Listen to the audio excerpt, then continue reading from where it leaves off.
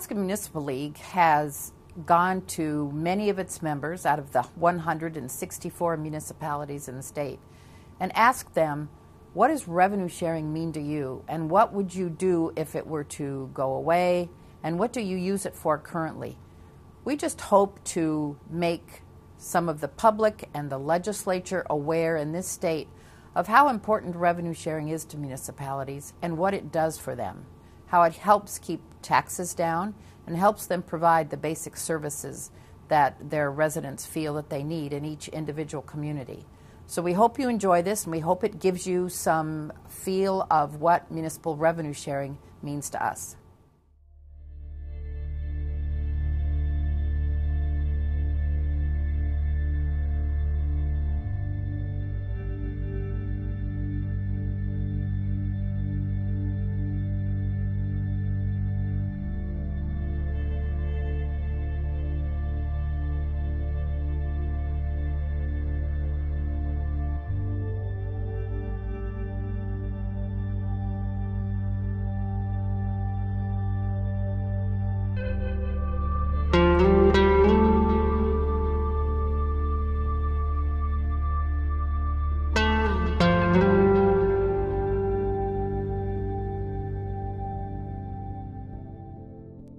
I think revenue sharing, depending on your community, could be as much as 90+% of your budget.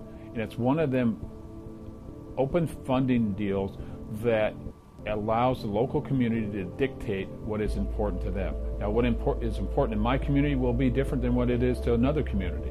So revenue sharing allows the local community to have access and to fund their projects that are special to them or needed to them. We use it for all kinds of services, including our general assessing, our sales tax collection, services that we provide to our residents and the cities within our borough.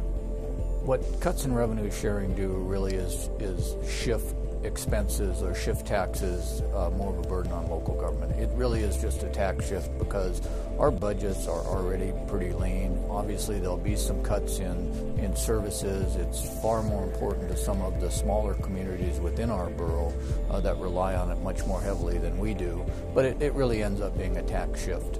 It's one of our most stable sources of funding. So our economy is based on fishing and sales tax.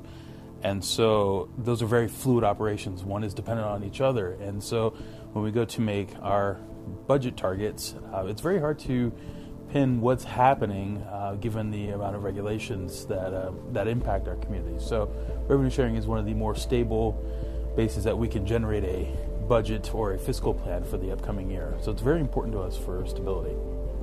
You know, we're a second-class city. I'm also the manager. The city can't afford a manager, so I'm mayor-manager, and I feel that we are fortunate enough to keep our head above water at this time, but it's real close. It's real close to sink or swim, and you know, the loss of revenue sharing, 100% cut off, no extra air, so to speak, would be very devastating for the city. I would say that the whole funding that we get through revenue sharing is the only resource that we have to keep our city government afloat.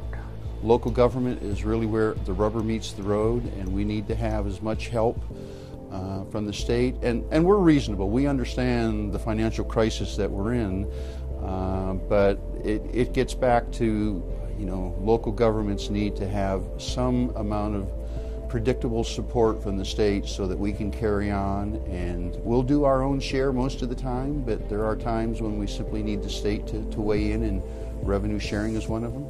Our budget is slim, very slim.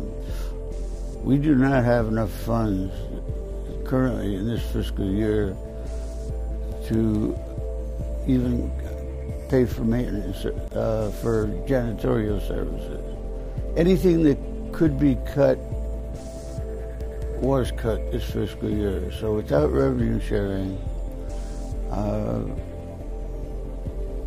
we're, even as a first-class city, we'll be in financial woes. I think revenue sharing is the wrong place to look to cut. Like I said, to us it's about 5% of our budget. It wouldn't be the end of the world, but I'm more concerned about the rural communities outside Fairbanks. The places like maybe Kayukuk or Hoosley or wherever, where that's the only money they have to run their rural governments.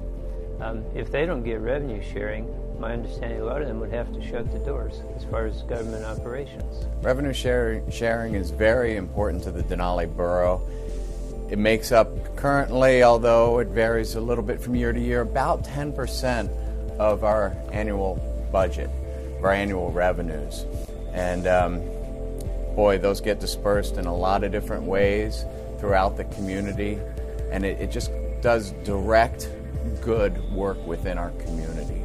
In the Kenai Peninsula Borough, and I'm sure in other boroughs, there's unincorporated communities that really depend upon the revenue sharing money. And this money, it's hard to explain just how much bang for your buck you get with this money, because it doesn't have to go through the regular channels that a lot of funding goes through. This goes directly to the communities, and the communities turn around and use it directly for projects that they need. In Nanwalek, which is a native community on the outside of Kachemak Bay, the money that they got went to a couple of different things.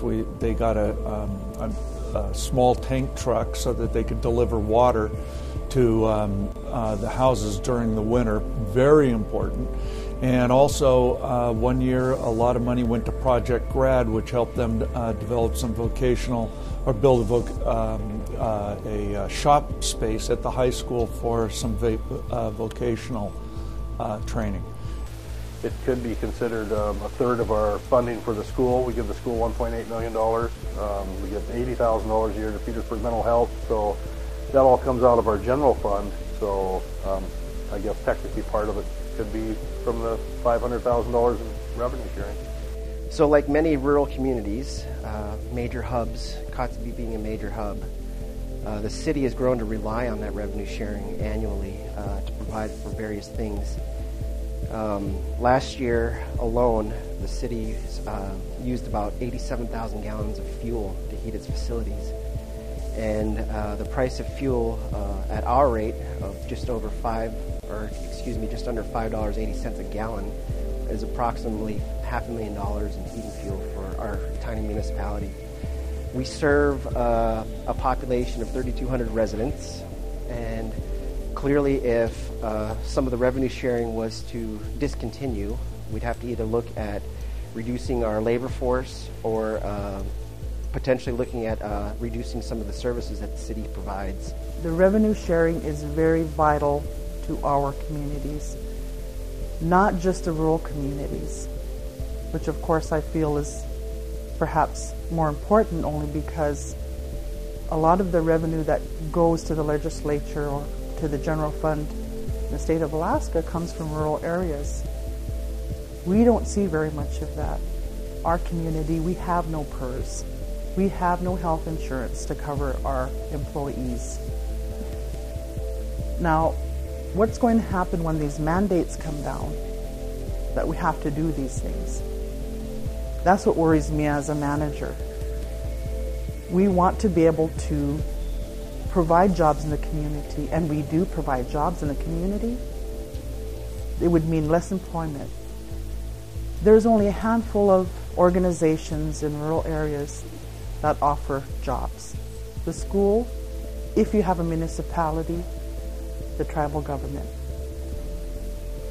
It would mean losing jobs in our community, basically, if we were to lose revenue sharing, because that's where we'd have to go, because we would have to still pay for the facility expense. We couldn't cut down on that because we have to heat the buildings. We'd have to pay for the heavy equipment fuel to keep the roads open in the wintertime. So what it comes down to is whose job is going to be lost.